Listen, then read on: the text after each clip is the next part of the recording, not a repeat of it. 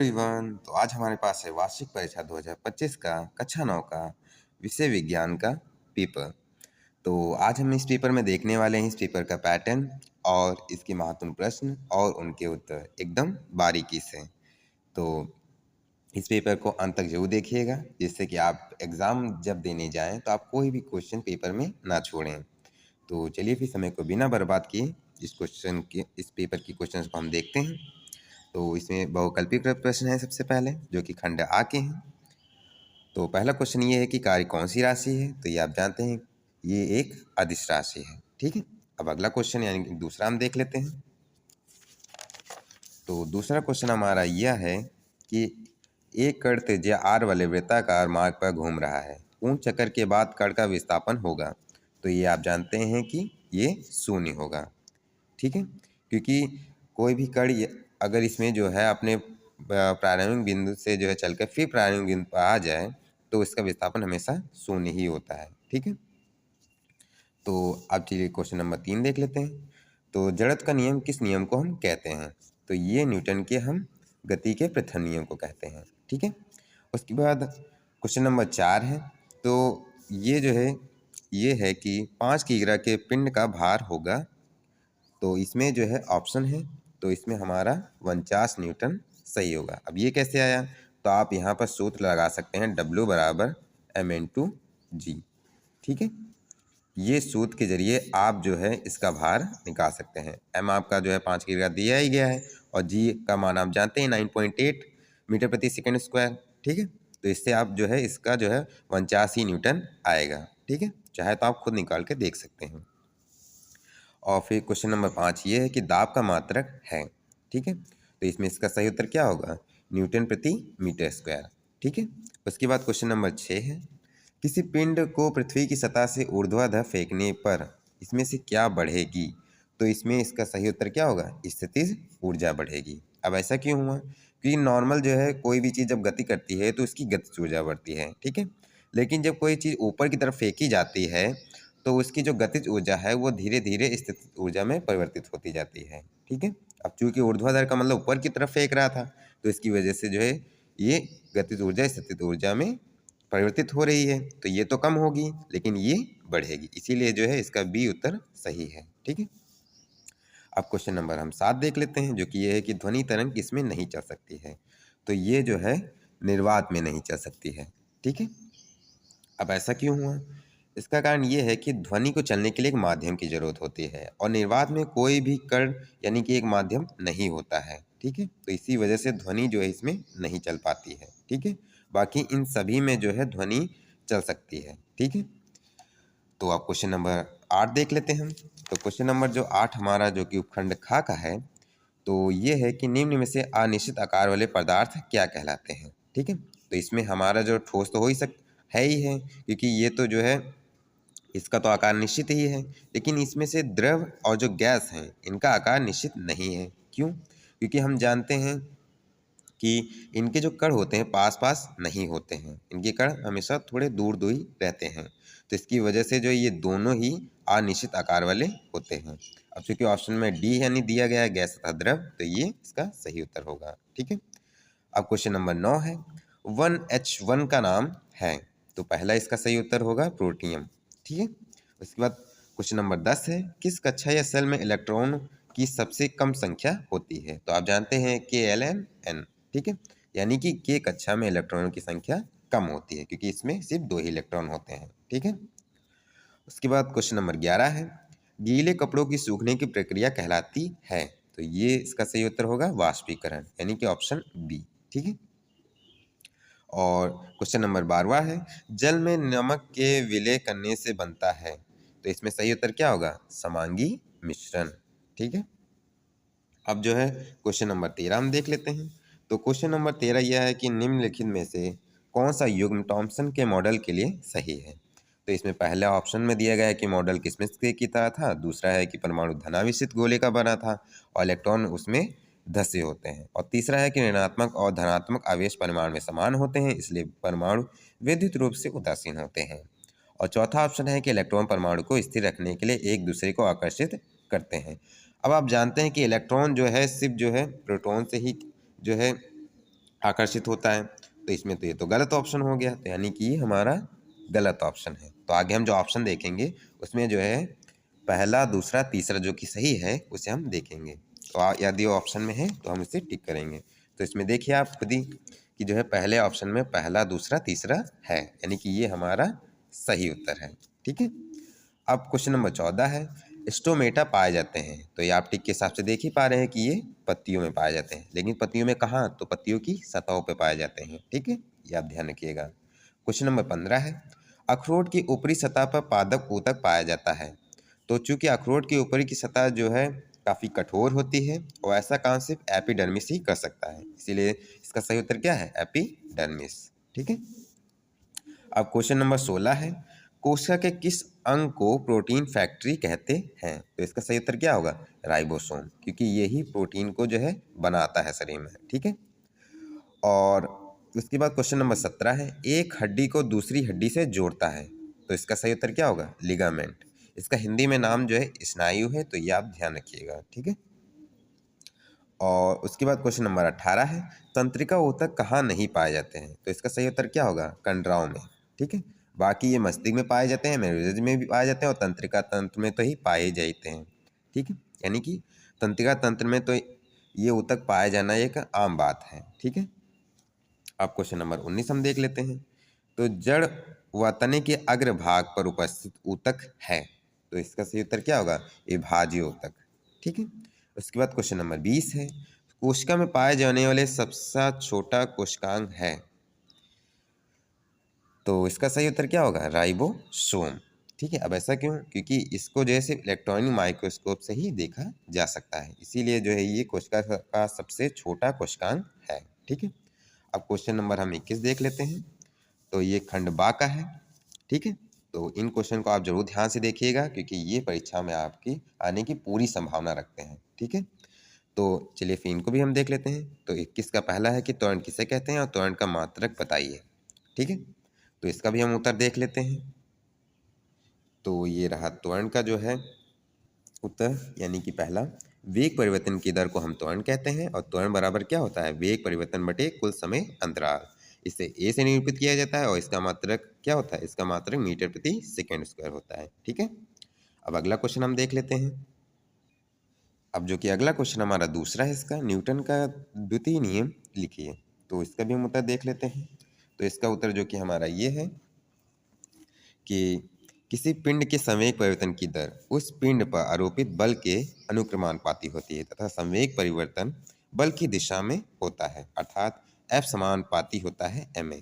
यह F जो है बराबर होता है k में, क्योंकि ये समानुपाती का अगर हम चिन्ह हटाएंगे तो यहाँ पे k एक नियतांक आ जाता है, जहाँ हम देख रहे हैं जहाँ k एक समानुपाती नियतांक है। ठीक है। अब जो है हम अगला क्वेश्चन देख लेते हैं, जो कि क्वेश्चन 22 है। तो क्वेश्चन नंबर 22 जो हमारा ये है कि निम्न के कारण स्पष्ट कीजिए। तो इसमें पहला है कि ऊंची हील के जूतों की अपेक्षा चपटी हील के जूतों द्वारा रेत पर चलना आसान होता है। तो ऐसा क्यों, तो इसका भी हम जो है उत्तर इसी में हम लिख देते हैं। तो ऐसा इसलिए होता है क्योंकि यहाँ पर जो है क्षेत्रफल बढ़ जाता है, क्षेत्रफल में वृद्धि के कारण।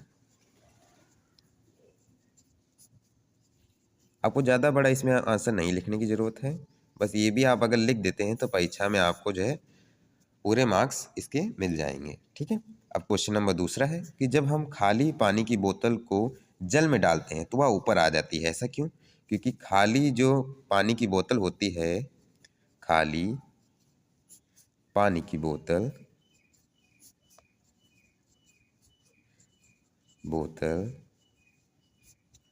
का घनत्व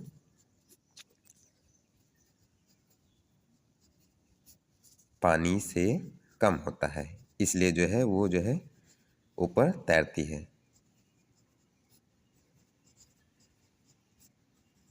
यानी कि उत्तर के हिसाब से आप देख समझ ही पा रहे हैं कि खाली जो पानी की बोतल होती है वो जो है उसका घनत्व तो पानी से कम होता है, इसी वजह से वो पानी पर ऊपर आ जाती है। ठीक है। अब क्वेश्चन नंबर हम 23 देख लेते हैं, जो कि पहला है, कार्य की परिभाषा दीजिए। बैलों की एक जोड़ी खेत जोते समय किसी हल पर 140 न्यूटन बल लगाती है। जोता गया खेत 15 मीटर लंबा है और खेत की लंबाई को जोतने में कितना कार्य किया गया है। तो अब इसको हम देख लेते हैं। तो ये रहा 23 का भी उत्तर कि पहला, किसी वस्तु पर बल लगाकर किए गए विस्थापन को हम कार्य कहते हैं। ठीक है, यह बल और विस्थापन के गुणनफल को हम कार्य कहते हैं। ठीक है, यानी कार्य बराबर क्या होता है, बल गुणे विस्थापन, या W बराबर F/D। इसे जो है W से प्रदर्शित करते हैं, इसका मात्रक जूल होता है। ठीक है, अब वो जो आगे जो क्वेश्चन था उसको भी हम देख लेते हैं। तो आगे जो क्वेश्चन हमारा ये है कि यह बराबर, यानी कि बल इन्होंने 140 न्यूटन दिया था और जोता गया जो खेत की लंबाई थी वो 15 मीटर थी। अब हमने कार्य का सूत्र रखा, चूंकि कार्य W बराबर F/D, तो हमने जो इसका मान रखा तो ये जो है 2100 Nm आ गया, क्योंकि N और ये M था। ठीक है, अब Nm को हम जूल भी लिख सकते हैं, इसलिए W बराबर 2100 जूल हो गया। ठीक है, अब अगला क्वेश्चन हम देख लेते हैं। तो अगला क्वेश्चन हमारा यह है दूसरा कि अनुप्रस्थ और अनुदैर्ध्य तरंगों में अंतर लिखिए। ठीक है, तो इसका भी हम उत्तर देख लेते हैं। तो ये रहा अनुप्रस्थ और अनुदैर्ध्य तरंगों में अंतर। ठीक है, तो अनुप्रस्थ तरंगों में आप देख ही पा रहे हैं कि इसमें जो पहला अंतर ये है कि इनमें माध्यम के गण अपनी मध्यमान स्थिति के ऊपर नीचे अर्थात तरंग गति की दिशा के लंबवत कंपन करते हैं, जबकि इसमें देखिए कि इनमें माध्यम के गण अपनी मध्यमान स्थिति से इधर उधर अर्थात तरंग गति की दिशा में कंपन करते हैं। ठीक है, और दूसरा आप क्या अंतर देख पा रहे हैं, दूसरा अंतर यह है कि अनुप्रस्थ तरंगे शीर्ष एवं गर्त के रूप में संचरित होती हैं तथा एक शीर्ष तथा गर्त मिलकर एक तरंग बनाते हैं। और दूसरा इसमें आप क्या देख पा रहे हैं कि अनुदैर्ध्य तरंगे संपीड़न एवं विरणन के रूप में संचरित होती हैं और एक संपीड़न तथा एक विरणन मिलकर एक तरंग बनाते हैं। ठीक है, और तीसरा अंतर आप देख पा रहे हैं कि शीर्ष पे माध्यम के कणों का विस्थापन धनात्मक व अधिकतम होता है तथा गर्त पर माध्यम के कणों का विस्थापन ऋणात्मक व अधिकतम होता है। कि इसमें आप देख पा रहे हैं कि संपीड़न की स्थिति पर माध्यम के कणों का वेग अधिकतम एवं धनात्मक होता है तथा विरणन पर माध्यम के कणों का वेग अधिकतम एवं ऋणात्मक होता है। ठीक है, अब चौथा भी आप देख लीजिए। चौथा भी इसका अंतर ये है कि ये तरंगे केवल उसी माध्यम से संचित हो सकती हैं जिसमें दृढ़ता हो, अर्थात ये तरंगे केवल ठोसों में तथा द्रवों की सतह पर ही उत्पन्न की जा सकती हैं। द्रव के अंदर या गैस में ये तरंगे उत्पन्न नहीं की जा सकती हैं। ठीक है, जबकि चौथे में ये इसमें और दिया गया अंतर कि ये तरंग उस माध्यम में संचित हो सकती हैं जिसमें आयतन प्रत्यास्थता हो, अर्थात ये तरंगे तीनों माध्यम ठोस, द्रव तथा गैस में उत्पन्न की जा सकती हैं। लास्ट जो बचा अंतर वो भी हम देख लेते हैं कि इन तरंगों के संचरण के माध्यम के घनत्व तथा दाब में कोई परिवर्तन नहीं होता है। जबकि पांचवें में इन अनुदैर्ध्य तरंगों में अंतर यह है कि इन तरंगों के संचरण से संपीड़न की स्थिति पर माध्यम का घनत्व व दाब अधिक होता है तथा विरणन की स्थिति पर माध्यम का घनत्व व दाब कम होता है। ठीक है, तो आप इसमें से सिर्फ चाहें तो 3 ही लिख सकते हैं, बाकी ये जो है आप एक्स्ट्रा चाहें तो पढ़ के जा सकते हैं, जिससे कि आप इसमें जो है ज़्यादा लिखें, जिससे कि टीचर आपसे इम्प्रेस हो। ठीक है, तो आप ऐसा भी कर सकते हैं। अब अगला क्वेश्चन हम देख लेते हैं। तो अगला क्वेश्चन यानी 24वां हमारा है कि पराश्रव्य तरंग किसे कहते हैं। पराश्रव्य तरंग का चिकित्सा में एक अनुप्रयोग लिखिए। ठीक है, तो इसका भी हम उत्तर देख लेते हैं। ये 3 नंबर का क्वेश्चन था। तो ये रहा आपका पराश्रव्य का भी जो है उत्तर कि वे अनुदैर्ध्य यांत्रिक तरंगे जिनकी आवृत्तियाँ 20,000 हर्ट्ज से ऊंची होती हैं पराश्रव्य तरंगी कहलाती हैं। ठीक है, और इन तरंगों के को गाल्टन की सीटी तथा दाब विद्युत प्रभाव की विधि द्वारा क्वार्टज के क्रिस्टल के कंपनों से उत्पन्न कर सकते हैं। चंद्रगादन, बिल्लियाँ, कुत्ते, फॉरफ्लाई जैसे कुछ प्राणी, कुछ पक्षी तथा कुछ कीट भी पराश्रव्य तरंगे उत्पन्न करते हैं। इन तरंगों की तरंगदैर्ध्य बहुत कम होने के कारण इन्हें एक पतले किरणपुंज के रूप में बहुत दूर भेजा जा सकता है। इनकी आवृत्ति बहुत अधिक होने के कारण ये अपने साथ बहुत ऊर्जा ले आती हैं। इन तरंगों के अनेक उपयोग हैं। अब जो इसका हम एक चिकित्सा में अनुप्रयोग भी देख लेते हैं। आप इसमें से चाहें तो यहाँ पर सिर्फ यहाँ तक ही नोट चाहे तो आप पढ़ के जा सकते हैं। ठीक है, क्योंकि ये इतना जो है आप चाहें तो मन हो तो आप पढ़ना चाहें या पूरा याद करना चाहें तो कर सकते हैं, नहीं तो आपको इतना भी ये काफ़ी होगा परीक्षा के लिए। ठीक है, अब इसका बस एक चिकित्सा में जो है एक अनुप्रयोग देख लेते हैं। ठीक है, तो चिकित्सा में जो है इसके जो है देखिए ये जो है लगभग शायद 5 इसके अनुप्रयोग हैं। ठीक है, एक तो यही हो गया कि उन भागों को साफ करने के लिए किया जाता है जहाँ पर पहुँचना कठिन होता है, और दूसरा जो है एक इकोकार्डियोग्राफी हो गया। ठीक है, जिसमें हृदय के जो है विभिन्न भागों से परिवर्तित करके हृदय का प्रतिबिंब बनाया जाता है। ठीक है, और एक जो है आप अल्ट्रासोनोग्राफी भी कर सकते हैं, क्योंकि आप ये पूरा देख पा रहे हैं। ठीक है, यानी कि ये यहाँ पर पूरा समाप्त है। ठीक है, तो आप इसमें जो चाहें तो इकोकार्डियोग्राफी उत्तर लिख सकते हैं। ठीक है, अब चलिए अगला क्वेश्चन हम देख लेते हैं। तो अथवा में इसमें बचा हुआ है कि प्रतिध्वनि किसे कहते हैं। एक मनुष्य किसी खड़ी चट्टान के पास ताली बजाता है और उसकी प्रतिध्वनि 5 सेकंड बाद सुनाई देती है। यदि ध्वनि की चाल 346 मीटर प्रति सेकंड हो तो चट्टान तथा मनुष्य के बीच की दूरी कितनी होगी। तो ये क्वेश्चन आपको एकदम बारीकी से देखना है, क्योंकि ये एनसीईआरटी का क्वेश्चन है और ये बहुत परीक्षाओं में पूछा गया है। ठीक है, तो इस क्वेश्चन के आंसर को आपको ध्यान से देखना है। ठीक है, और एक एक चीज़ आपको बारीकी से भी समझना है। ठीक है, कि कैसे इस क्वेश्चन का पैटर्न है। ठीक है, तो ये रही प्रतिध्वनि की परिभाषा। ठीक है, तो सबसे पहले हम प्रतिध्वनि की परिभाषा देख लेंगे, फिर उसका आंसर देख लेंगे। ठीक है, तो परिभाषा ये है कि किसी स्थान पर की गई ध्वनि जब किसी दूर के तल से परावर्तित होकर पुनः सुनाई देती है तो उसे प्रतिध्वनि कहते हैं। ठीक है, तो इतनी परिभाषा आपके लिए सही है, चाहे तो आप इतना भी देख सकते हैं। ठीक है, लेकिन ये परिभाषा आपके लिए काफ़ी है। ठीक है, अब इसका उत्तर हम देख लेते हैं। तो इसका जो उत्तर है, तो इसके उत्तर को हम स्वयं सॉल्व करने वाले हैं। तो इसको जो है आप ध्यान से समझिए कि कैसे इस पेपर के क्वेश्चन को निकाला गया है। ठीक है, तो इसमें सबसे पहले आप देख रहे हैं कि इसकी प्रतिध्वनि 5 सेकंड, यानी कि समय इन्होंने 5 सेकंड दिया गया है। ठीक है, और ध्वनि की चाल कितनी है, 346 मीटर प्रति सेकंड। तो सबसे पहले हम ये लिख लेते हैं। ठीक है, तो सबसे पहले इन्होंने हमें चाल दी थी, एक सेकेंड, तो चाल जो है इन्होंने हमें दी थी वायु की 346 मीटर प्रति सेकेंड। ठीक है, और ये किसकी थी, ध्वनि की चाल थी। ठीक है, और जो है समय यानी कि टी यानी दिया गया था, यानी समय ये दिया गया है 5 सेकेंड। ठीक है, अब जो है हम इसकी जो है चट्टान तथा मनुष्य के बीच की दूरी निकालेंगे। तो इसमें जो आप सूत्र लगा सकते हैं, चाल बराबर दूरी बटे समय। तो आप पहले ये देखिए कि आपको क्या क्या दिया गया है। तो चाल तो आपको दी गई है। ठीक है, और समय भी आपको 5 सेकंड दिया गया है। अब रही बात दूरी की, तो दूरी जो है सबसे पहले आपको ये समझना होगा कि प्रतिध्वनि जो है क्या है।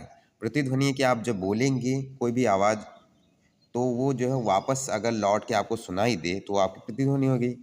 तो इसमें आप दूरी कैसे पता करेंगे, दूरी ये है कि आप इधर से जो बोलेंगे तो इतनी दूरी हो गई। ठीक है, एक पॉइंट से दूसरे पॉइंट तक की दूरी और उसी दूसरी पॉइंट से पहले पॉइंट तक की दूरी, इन दोनों दूरी को जब जोड़ा जाएगा तब बनेगी प्रतिध्वनि। ठीक है, यानी कि दूरी आपकी क्या हो गई, दूरी आपकी हो गई 2D। ठीक है, आपको समझ में आ रहा है। ठीक है, तो अब जो है इसका हम उत्तर देख लेते हैं।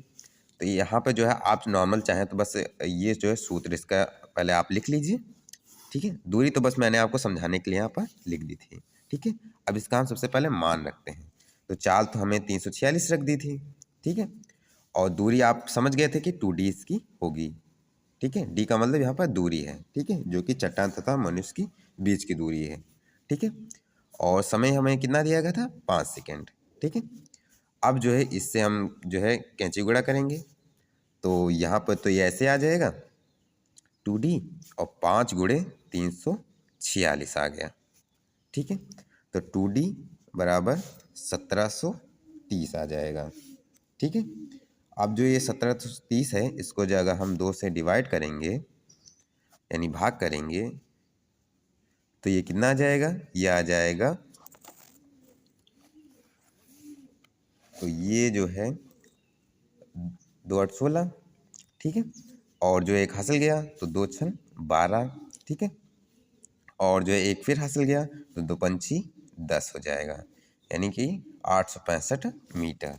ठीक है, तो इस प्रकार जो है मनुष्य तथा चट्टान के बीच की दूरी हमें प्राप्त हो गई। ठीक है, तो अब जो है अगला क्वेश्चन हम देख लेते हैं। तो अगला क्वेश्चन हमारा ये है कि जो कि 25वां है पहला, ऊर्जा संरक्षण का नियम लिखिए। तो इसको भी हम देख लेते हैं। तो ये रहा आपका ऊर्जा जो है संरक्षण का भी नियम। तो ये सिद्धांत क्या कहता है कि ऊर्जा का एक रूप से दूसरे रूप में केवल परिवर्तन ही किया जा सकता है। ऊर्जा ना तो उत्पन्न की जा सकती है और ना ही नष्ट। इसे ही ऊर्जा के संरक्षण का सिद्धांत कहते हैं या नियम कहते हैं। ठीक है, अब अगला क्वेश्चन हम देख लेते हैं। अब अगला क्वेश्चन जो कि हमारा दूसरा है, निम्न ऊर्जा का रूपांतरण कीजिए। तो सबसे पहले हम विद्युत बल्ब का देख लेते हैं, उसके बाद दूसरा पौधों द्वारा भोजन का निर्माण। तो सबसे पहले हम पहले का उत्तर देखते हैं। तो ये रहा सबसे पहले का उत्तर, यानी विद्युत बल्ब जो है ऊर्जा का रूपांतरण। तो विद्युत ऊर्जा जो इसमें होती है वो पहले प्रकाश में परिवर्तित होती है, फिर ऊष्मीय ऊर्जा में। और जो पौधों द्वारा प्रकाश में जो पौधों द्वारा जो है, एक सेकेंड, पौधों द्वारा जो भोजन का निर्माण है वो जो है आगे हम देखेंगे कि ऊर्जा का रूपांतरण इसमें होता है। तो ये रहा उसका भी उत्तर, जो कि पौधों द्वारा भोजन का निर्माण था। ये प्रकाश संश्लेषण की क्रिया द्वारा हरे पौधे अपना भोजन रासायनिक ऊर्जा में एकत्रित करते हैं। चाहे तो मैं आपको ऐसे ही बता सकता था, पर अगर इस ढंग से लिखा हो तो आपको अच्छे ढंग से समझ में आ जाएगा। ठीक है, तो अगला क्वेश्चन हम देख लेते हैं। ऊर्जा तथा शक्ति में अंतर कीजिए। ये तो अगला क्वेश्चन हमारा अथवा में दिया गया है पहला। ठीक है, तो इसका उत्तर आप स्क्रीनशॉट में तो देख ही सकते हैं। ठीक है, तो इसके लिए मैं 7 सेकंड का ब्रेक लेता हूँ। आप चाहें तो इसमें इसका स्क्रीनशॉट ले सकते हैं या आप इसे पढ़ भी सकते हैं।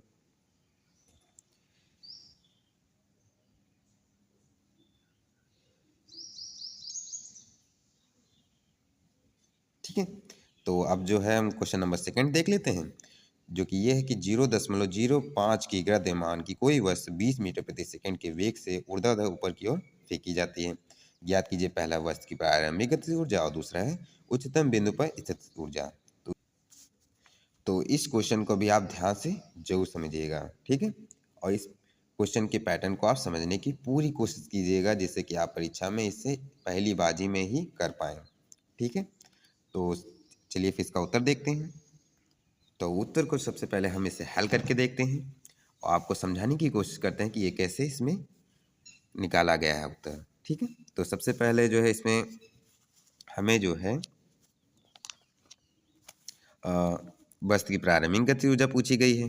तो अब गति ऊर्जा का क्या आपको सूत्र याद है? के बराबर 1/2 mv² होता है, ये तो आप जानते हैं। तो चलिए फिर से पहले हम वस्तु की प्रारंभिक गति ऊर्जा निकालते हैं। ठीक है, तो ये जो है यहाँ पे जो है मैं अंडरलाइन कर देता हूँ, जिससे कि ये क्वेश्चन अलग हो जाए। ठीक है, अब जो है इसका हम उत्तर निकालते हैं। तो सबसे पहले हमें वस्तु की जो है गति ऊर्जा पूछी गई है।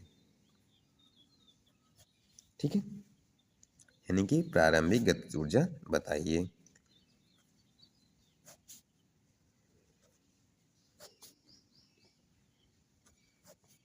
ठीक है, तो सबसे पहले हम ये देखते हैं कि हमें दिया क्या गया है। तो द्रव्यमान हमें इन्होंने दिया है बराबर 0.05 किग्रा। ठीक है, और जो है हमें जो है वेग इन्होंने क्या दिया गया है? तो वेग इन्होंने हमें दिया है 20 मीटर प्रति सेकेंड। ठीक है, आप चाहें तो किग्रा को यहाँ पर केजी भी समझ सकते हैं। ठीक है, तो चलिए फिर इसे भी निकालते हैं। तो प्रारंभिक गति ऊर्जा का सूत्र जो है यानी के बराबर 1/2 mv²। ठीक है, ये सूत्र होता है किसका? प्रारंभिक गतिज ऊर्जा का। ठीक है, तो इस पे हम इसका मान रख देते हैं, के बराबर 1/2 और m का मान इन्होंने हमें कितना दिया गया है? 0.05 गुणे फिर 20 का स्क्वायर। ठीक है, अब के का जो के बराबर 1/2 गुणे 0.05 और गुणे यहाँ पर जो है 20 गुणे 20। ठीक है, तो इसे हम जब टोटल हल करेंगे तो ये आ जाएगा हमारा 10 जूल। ठीक है, ठीक है, अब जो है हम दूसरा क्वेश्चन देख लेते हैं। तो आप सोच रहे होंगे कि ये मैंने डायरेक्ट 10 जूल क्यों लिख दिया? तो आप इसे पूरी तरह हल करेंगे तो ये 10 ही जूल आएगा। ठीक है, और हम दूसरा क्वेश्चन भी देख लेते हैं। तो दूसरा क्वेश्चन तो आप जानते थे, उच्चतम बिंदु पर स्थित ऊर्जा पूछ रहा था। तो इसका भी हम उत्तर देख लेते हैं। तो आप पहले ये ध्यान रखिए, ये एक जो है नियम है जो आपको समझना ज़रूरी है कि जो जब गतिज ऊर्जा ऊर्ध्वाधर होती है और जब ऊर्ध्वाधर ऊपर की तरफ जो कोई चीज़ गति कर रही होती है तो उसकी जो गतिज ऊर्जा है उच्चतम बिंदु पर जाकर वो स्थितिज ऊर्जा में परिवर्तित हो जाती है। ठीक है, चाहे तो हम लिख सकते हैं कि प्रारंभिक गतिज ऊर्जा बराबर कितना हो गया,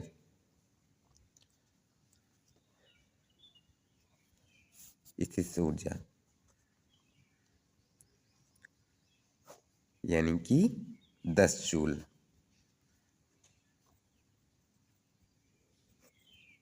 ठीक है, तो आई होप कि आपको ये क्वेश्चन समझ में आया होगा। तो अब अगला क्वेश्चन हम देख लेते हैं जो कि 26वां है। तो अगला क्वेश्चन जो 26 है, निम्नलिखित को तत्वों, यौगिकों एवं मिश्रण के रूप में वर्गीकृत कीजिए। ठीक है, तो ये तो आप जानते हैं कि टीन जो है एक जो है क्या होती है, तत्व होती है। ठीक है, पोटेशियम भी एक तत्व ही है और खाने का सोडा जो है ये एक यौगिक हो गया। ठीक है, और जो कोयला है ये भी जो है एक मिश्रण हो गया, किसका, एक तो कार्बन का और दूसरा जो है उसके साथ अन्य पदार्थों का जो कि है धूल, मिट्टी, अन्य चीज़ें भी हैं, इसकी वजह से ये एक मिश्रण हो गया। ठीक है, अब जो वायु है, ये वायु भी जो है एक मिश्रण ही हो गया। ठीक है, और जो लोहा है ये हमारा जो है तत्व हो गया। जल हमारा क्या हो गया, ये यौगिक हो गया। ठीक है, और रक्त क्या हो गया, रक्त भी एक मिश्रण हो गया। ठीक है, अब ऐसा क्यों, क्योंकि रक्त में जो है प्लेटलेट्स, प्लाज्मा और अन्य चीज़ें भी होती हैं जिसकी वजह से ये मिश्रण की श्रेणी में आता है। ठीक है, अब अगला क्वेश्चन जो कि दूसरा है उसको भी हम देख लेते हैं। तो दूसरा है कि धातु और अधातु में अंतर लिखिए, तो इसको भी हम देख लेते हैं। तो ये रहा आपका धातु और अधातु में अंतर। तो पहला इसमें जो अंतर ये है कि ये चमकीली होती हैं जबकि ये चमकीली नहीं होती तथा इनमें कोई विशेष चमक नहीं होती है। दूसरा आप जानते हैं कि ये चांदी जैसी सफ़ेद या सोने जैसे पीले रंग की होती हैं जबकि आप जानते हैं कि विभिन्न रंग की होती हैं। और फिर तीसरा जो अंतर ये है कि ये ताप तथा विद्युत की सुचालक होती हैं और जबकि अधातुएं जो है ये ताप तथा विद्युत की कुचालक होती हैं। और चौथा जो कि इनका मेन अंतर है, ये तन्य, आघातवर्ध तथा प्रतिध्वनि पूर्ण होती हैं और ये भंगुर होती हैं और प्रतिध्वनि और आघातवर्ध नहीं होती हैं। ठीक है, अब अगला क्वेश्चन हम देख लेते हैं। तो अगला क्वेश्चन हमारा ये है कि कथन को परिभाषित कीजिए, तो जो है उसका भी हम उत्तर देख लेते हैं। तो अगला क्वेश्चन तो आप देख ही पा रहे हैं, तीसरा जो कि है कथन को परिभाषित कीजिए, तो इसका भी उत्तर हम देख लेते हैं। तो ये जो ये देखिए इसका उत्तर ये रहा, क्वथनांक वह क्रिया है जिसमें जो है कण द्रव अवस्था से वाष्प अवस्था में परिवर्तित हो जाते हैं। यह क्वथनांक है, चाहे तो वहाँ क्वथन भी कह सकते हैं, दोनों बात एक ही हो गई। ठीक है, अब जो है अगला क्वेश्चन हम देख लेते हैं। तो अगला क्वेश्चन जो कि है वाष्पीकरण के कारण शीतलता कैसे होती है। ठीक है, तो ये भी हम देख लेते हैं। तो देखिए वाष्पीकरण की शीतलता कैसे होती है। ठीक है, तो इसमें कई ऐसे उदाहरण होते हैं जिनके कारण जो है वाष्पीकरण के कारण शीतलता प्रदान होती है। तो आप चाहें तो इसमें पहला, दूसरा, तीसरा, चाहे कोई भी आप चाहें तो देख सकते हैं। इनसे जो है आप स्पष्ट रूप से समझ सकते हैं कि जो है वाष्पीकरण के कारण शीतलता कैसे होती है। ठीक है, तो आप चाहें तो इसका स्क्रीनशॉट लेके पढ़ सकते हैं। ठीक है, अब अगला क्वेश्चन देख लेते हैं। मैं ऐसा इसलिए कर रहा हूँ क्योंकि वीडियो फिर ज़्यादा लंबी हो जाएगी तो आपको फिर जो है लंबे समय तक देखने से बोरियत आएगी। ठीक है, तो अगला क्वेश्चन हम देख लेते हैं। तो अगला क्वेश्चन जो कि हमारा 27वां है, ऊर्ध्वपातन किसे कहते हैं, उदाहरण द्वारा समझाइए। तो इसको भी हम देख लेते हैं। तो ये रही आपकी ऊर्ध्वपातन की परिभाषा कि कुछ ठोस पदार्थ दाब तथा ताप की साधारण अवस्थाओं में अथवा दाब को कम करने पर ठोस अवस्था में सीधे वाष्प अवस्था में चले जाते हैं। इस प्रक्रिया को ऊर्ध्वपातन कहते हैं। ठीक है, जैसे कि आयोडीन, कपूर, अमोनियम क्लोराइड या नौसादा। ठीक है, ये इसके उदाहरण हो गए। ठीक है, और दाब को पर्याप्त कम करके बर्फ को भी सीधे भाप में परिवर्तित किया जा सकता है। तो ये आप नोट में ध्यान कर सकते हैं। ठीक है। अब जो अगला क्वेश्चन हम देख लेते हैं। तो अगला क्वेश्चन आप देख ही पा रहे हैं कि जो है निम्नलिखित में से कौन से परिवर्तन रासायनिक हैं। तो इसमें जो है मैं सीधा ही आपको बता देता हूँ। तो इसमें जो है ये परिवर्तन यानी कि पौधों की वृद्धि। अब ये कैसे है? आप अगर पौधों की वृद्धि है उसको वापस तो कर नहीं सकते हैं, क्योंकि एक बार अगर पेड़ बढ़ गया तो फिर वो जो छोटा तो हो नहीं सकता है। तो ये क्या हो गया? रासायनिक। रासायनिक अभिक्रिया तो वही होती है जिसमें जो अगर नया पदार्थ बने और अपनी पिछली यानी भौतिक अवस्था में ना लौट पाए। ठीक है। यानी कि एक बार अगर जो है एक चीज़ से दूसरी चीज़ में परिवर्तित हो जाए तो वो अपनी पहली अवस्था में नहीं लौट सकता। ठीक है। तो ये आप समझ पा रहे हैं। अब लोहे में जंग लगना, तो ये भी क्या हो गया? रासायनिक परिवर्तन हो गया। ठीक है। क्योंकि वो जंग लगे लोहे से फिर से जो है लोहा प्राप्त नहीं किया जा सकता। ठीक है। अब जो है खाना पकाना है, तो खाने पकाने में जो है ये भी जो है रासायनिक परिवर्तन में ही आएगा। अब ऐसा क्यों? कारण ये है कि जो है एक बार खाना पक गया तो हम उसे जो है फिर से पहले के जैसा नहीं कर सकते हैं। अब चौथा, लोहे की चून तथा बालू को मिलाना, तो ये जो है रासायनिक परिवर्तन नहीं है। अब ऐसा क्यों? ऐसा इसलिए क्योंकि हम चाहें तो इसको जो है चुंबक के जरिए लोहे के चूर्ण को बाहर निकाल सकते हैं बालू से। इसीलिए जो है ये एक भौतिक परिवर्तन है। ठीक है। तो ये यानी कि रासायनिक परिवर्तन नहीं है। ठीक है। बाकी ये जो तीन है ये रासायनिक परिवर्तन है। ठीक है। अब अगला क्वेश्चन देख लेते हैं जो कि 28वां है। निम्न के सूत्र लिखिए। तो सोडियम क्लोराइड, तो इसका सूत्र हम लिख लेते हैं NaCl। ठीक है। ध्यान से आप इसके प्रतीक को देख लीजिए। ठीक है। ये होता है सोडियम क्लोराइड का सूत्र। ठीक है। अब कैल्शियम ऑक्साइड का हम देख लेते हैं। तो कैल्शियम ऑक्साइड का जो सूत्र होता है वो होता है CaO। ठीक है। Calcium oxide. ठीक है। यानी कि कली चूना। ठीक है। अब क्वेश्चन नंबर दूसरा देख लेते हैं। एक तत्व के परमाणु में 13 प्रोटॉन व 14 न्यूट्रॉन है। इसके परमाणु की संख्या, इलेक्ट्रॉनों की संख्या और परमाणु भार ज्ञात कीजिए। ठीक है। तो इसको भी हम देख लेते हैं। तो इस क्वेश्चन को आप ध्यान से जरूर समझने की कोशिश कीजिएगा, क्योंकि ये क्वेश्चन भी NCERT का एक महत्वपूर्ण क्वेश्चन है। ठीक है। तो इसका भी उत्तर हम देख लेते हैं। तो हमें उत्तर में दिया गया था कि परमाणु में उपस्थित प्रोटॉन 13 हैं तथा न्यूट्रॉन 14 हैं। तो हम सबसे पहले परमाणु की संख्या निकाल लेते हैं। तो चूंकि हम जानते हैं परमाणु की संख्या या परमाणु क्रमांक जिसे हम बोलते हैं वो किसके बराबर होती है? प्रोटॉन की संख्या के बराबर। ठीक है। जो कि हमें 13 यहाँ पर पहले से ही दी गई है। ठीक है। तो ये जो है परमाणु की संख्या यानी कि परमाणु क्रमांक हमें ज्ञात हो गया। अब दूसरे में पूछ रहा था कि इलेक्ट्रॉनों की संख्या जो है हमें बताइए। तो इलेक्ट्रॉनों की संख्या बराबर हम जानते हैं प्रोटॉनों की संख्या, तो ये भी 13 ही हो गई। अब परमाणु भार पूछ रहा था। तो परमाणु भार बराबर आप जानते हैं कि द्रव्यमान संख्या होती है, और ये किसके बराबर होती है? परमाणु के अंदर उपस्थित प्रोटॉनों की संख्या प्लस परमाणु के अंदर उपस्थित न्यूट्रॉनों की संख्या। तो ये किस बराबर होगी? 13 प्लस 14। 13 यानी कि परमाणु के अंदर उपस्थित प्रोटॉनों की संख्या हो गई, और जो 14 हो गई ये परमाणु के अंदर उपस्थित न्यूट्रॉनों की संख्या हो गई, यानी कि 27 हो गई। ठीक है।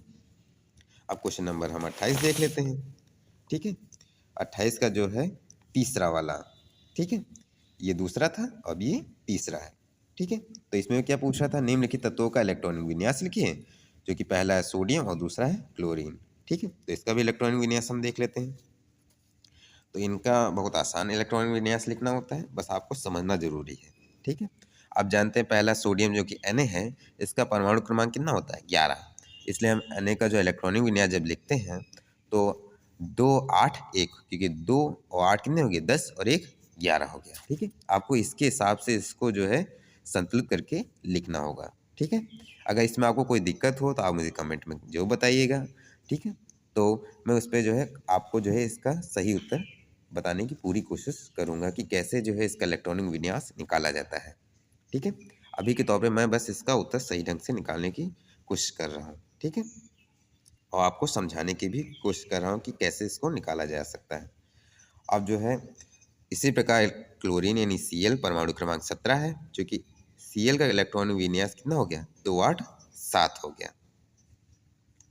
ठीक है। अब जो है हम अगला क्वेश्चन देख लेते हैं जो कि अथवा में हमें दिया गया था। तो अथवा में ये देखिए हमें दिया गया था कि निम्नलिखित पे टिप्पणियाँ लिखिए। ठीक है। ये 2-2 नंबर के थे, यानी कि कुल 6 नंबर के, यानी हमें तीनों के बारे में जानकारी लिखनी पड़ेगी। ठीक है।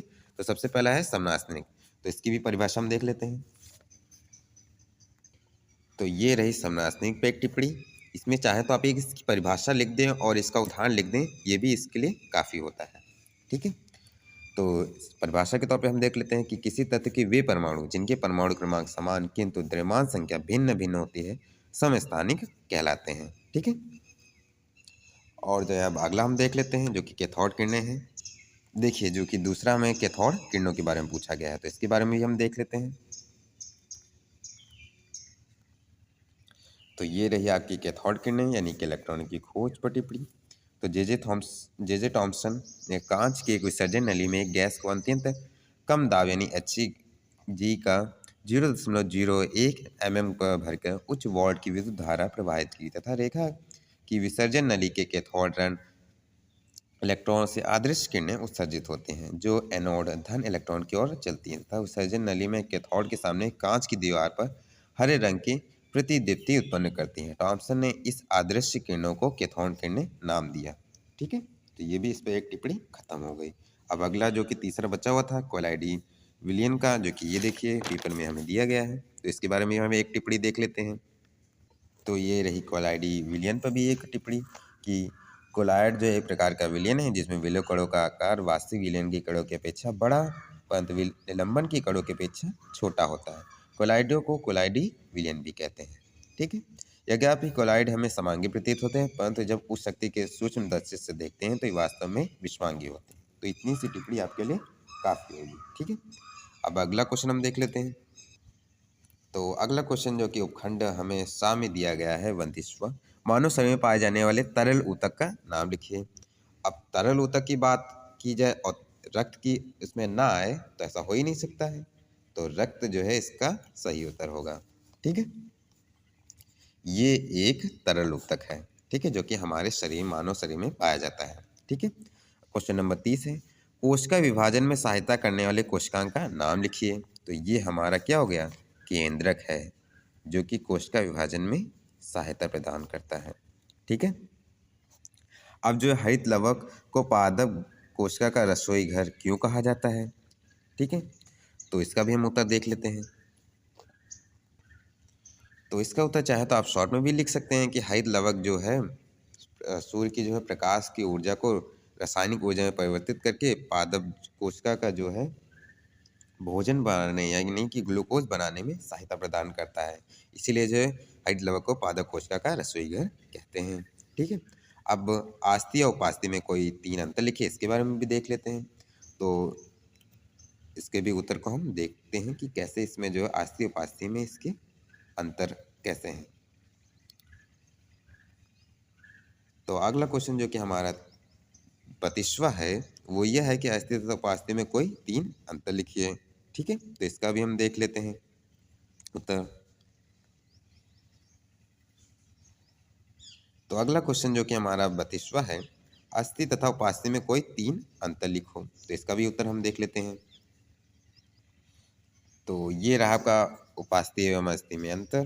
तो सबसे पहले इसमें क्या है कि मैट्रिक्स जो है कॉन्डियन का बना होता है और इसमें जो है मैट्रिक्स ऑसिन का बना होता है, और दूसरा कोशिकाएं अर्धगोलाकार होती हैं और इसमें कोशिकाएं अनियमित आकार की होती हैं। और तीसरा जो कि अंतर ये है कि कोशिकाओं में विभाजन की क्षमता होती है और इसमें कोशिका विभाजन नहीं होती हैं, यानी कोशिकाएं विभाजित नहीं होती हैं। और चौथा इनमें इनमें अस्थि मज्जा का अभाव होता है और इनमें अस्थि मज्जा होती है। और पांचवा जो कि अंतर यह है कि कोमल व लचीली होती हैं और इसमें जो है कठोर होती हैं। ठीक है, अब अगला क्वेश्चन हम देख लेते हैं। तो अगला क्वेश्चन यानी 33 है, मृदुतक तथा दृढ़ ऊतक में कोई 3 अंतर लिखो। तो इसका उत्तर आप स्क्रीनशॉट में तो देख ही सकते हैं। ठीक है,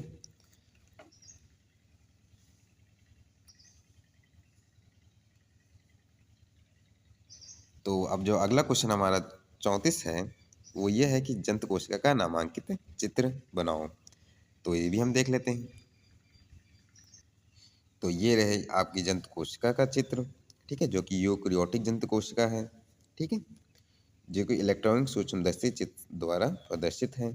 ठीक है, तो इसको आप ध्यान से समझ के जो है इसे बनाने की प्रैक्टिस जरूर कीजिएगा। 3-4 बार आप जब कोशिश करेंगे तो आप इसे अच्छे ढंग से बना पाएंगे। ठीक है, अब अगला क्वेश्चन जो कि हमारा लास्ट बचा हुआ था वो बी है, जो कि जाइलम तथा फ्लोएम के कार्य लिखो। तो ये भी हम देख लेते हैं। एक जो हम जाइलम का कार्य देख लेते हैं और दूसरा फ्लोएम का, जो कि 2 नंबर का हमें हो जाएगा। ठीक है, तो इसका भी उत्तर हम देख लेते हैं। तो ये रहे जाइलम के कार्य, जो है जाइलम का प्रमुख कार्य जल तथा खनिज लवणों को जड़ से ऊपर की ओर प्रवाह के विभिन्न भागों तक ले जाना है। और दूसरा जाइलम की वाहिनिकाओं वाहिकाओं तथा दृढ़ताओं की भित्तियां चूंकि क्रिस्टी होती हैं, अतः वे पादप शरीर को यांत्रिक सामर्थ्य प्रदान करती हैं। ठीक है, ये हो गए जाइलम के कार्य। और जो है फ्लोएम की भी हम देख लेते हैं। तो फ्लोएम जो है प्रकाश संश्लेषण द्वारा निर्मित खाद्य पदार्थों को पहले पत्तियों से संग्रह अंगों तक और बाद में संग्रह अंगों से पौधों के शरीर के वर्धन भागों तक, यानी कि जो है वृद्धि कर रहे भागों तक पहुंचाता है। ठीक है, तो ये जो हमारा लास्ट क्वेश्चन बचा हुआ था, तो ये भी सॉल्व हो गया है। तो ये जो क्वेश्चन जो लास्ट हमारा था जाइलम तथा फ्लोएम, तो ये भी हमारा क्वेश्चन समाप्त हो गया है। ठीक है, तो आपको अगर इस पेपर में किसी भी क्वेश्चन को समझने में अगर दिक्कत हुई हो तो आप हमें कमेंट में जरूर बताइएगा, जिससे कि मैं उसका उत्तर आपको सही ढंग से बता सकूं। ठीक है, और जो है अगर आपको ये वीडियो अच्छी लगी हो तो आप इसे लाइक करें, शेयर करें, और चैनल पर नए हैं तो चैनल को सब्सक्राइब जरूर करें, और बगल में बेल आइकन को प्रेस करना ना भूलें, जिससे हमारी नई वीडियो की नोटिफिकेशन आप तक आसानी से पहुंच सके। तो मिलते हैं अगले वीडियो में।